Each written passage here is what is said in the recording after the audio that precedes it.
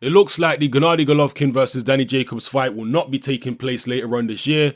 The two sides are still deep in negotiations and haven't come to an agreement as yet. I'm going to quote Tom Loeffler, the promotional representative for Gennady Golovkin here. He says, "We're still negotiating with the Jacobs side, and we had December 10th on hold with HBO and at Madison Square Garden. But because we don't have a deal in place, it wasn't realistic to hold that date.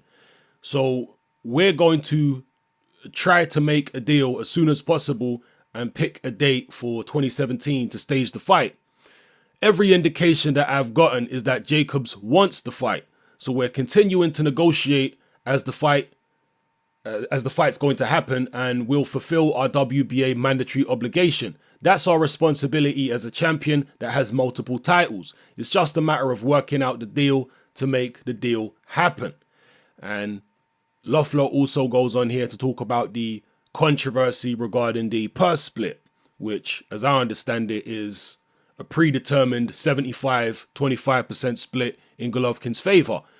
Loeffler, however, says that that split is only applicable in a purse bid situation. So I'm going to quote what Loeffler says here about that. He says, "That's just a guideline to go by. When we're negotiating, it's much more effective to reach an agreement. So that's just a worst case scenario if it goes to a purse bid. But it's really in nobody's interest in this situation to go to a purse bid." So again, that's more information that we're getting now about that whole purse split scenario. Because at first I thought that the fact that Jacobs was negotiating meant that there wasn't any predetermined purse split. But then information came out to the contrary, that in fact, yes, there is a predetermined purse split of 75-25 in the super champion's favor when he's taking on the WBA regular champion. But now Tom Loeffler is saying, because, you know, we're not insiders here, people. We have to try and get the information as outsiders looking in. So Loeffler's now saying that the 75-25 is only in a purse bid situation. So unless it goes to a purse bid, from what Tom Loeffler is insinuating here, Jacobs could well get more than 25%.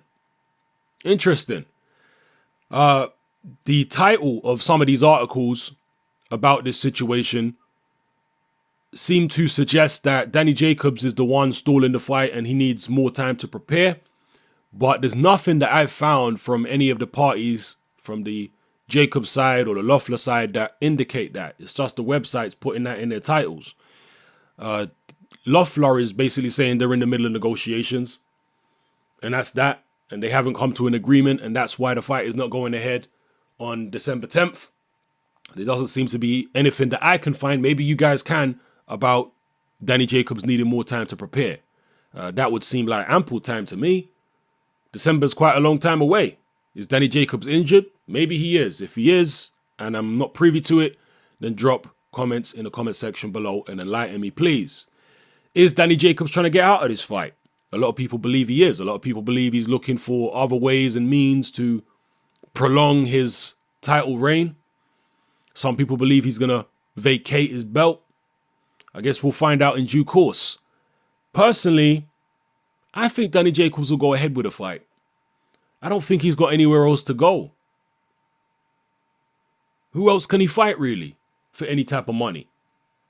PBC are putting on less shows than they were before. And it seems as though PBC are now trying to force their top fighters to face each other.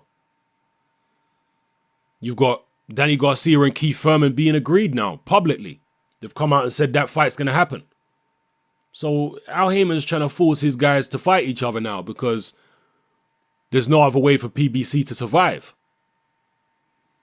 So when you look at the middleweight division, who is there on PBC other than Danny Jacobs?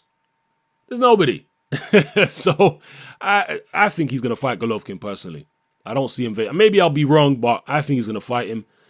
And we'll see what happens in that fight. I don't anticipate Jacobs winning. I think Golovkin will stop him. And it's interesting that Curtis Stevens, who is a fellow Brooklynite, comes from the same area in New York as Danny Jacobs. And he does actually know Danny Jacobs. I think he described himself as a friend of Danny Jacobs. Curtis Stevens said that Danny Jacobs don't have the chin to last the distance with Golovkin. and that's a friend of the guy. And I tend to agree with that, although I was corrected by somebody with regards to Danny Jacobs' loss to Dmitry Pirog, because in a previous video, I had said that Jacobs was virtually knocked out cold in the Pirog fight. Somebody corrected me and said, no, Hatman, if you look at the fight again, Jacobs did go down, but he wasn't anywhere close to being out cold, and he was actually very alert. He just kind of played dead, if you will, for a few seconds. But when the referee got to about 5 or 6 in the count, he waved it off, and then immediately Jacobs jumped up and said, what are you doing? So he was actually coherent, and I went back and looked at the fight, and lo and behold, that guy was actually correct. So thank you for your correction there.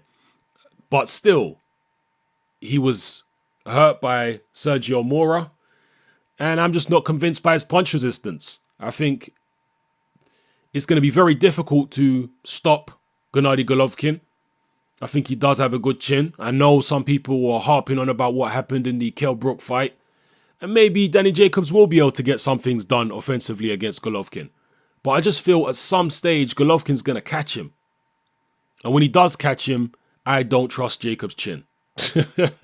That's just the long and the short of it. Maybe you disagree, and if you do, that's fine. We won't know who can beat who and who's the better man until they actually step in the ring. And I personally, as I say, do believe that fight will happen. But, we'll see. So drop your comments in the comment section below, people. Let me know how you feel about the whole situation. And again, if you've got any more information on it, drop it in the comment section below. All right, it's your boy Hatman. I'm out.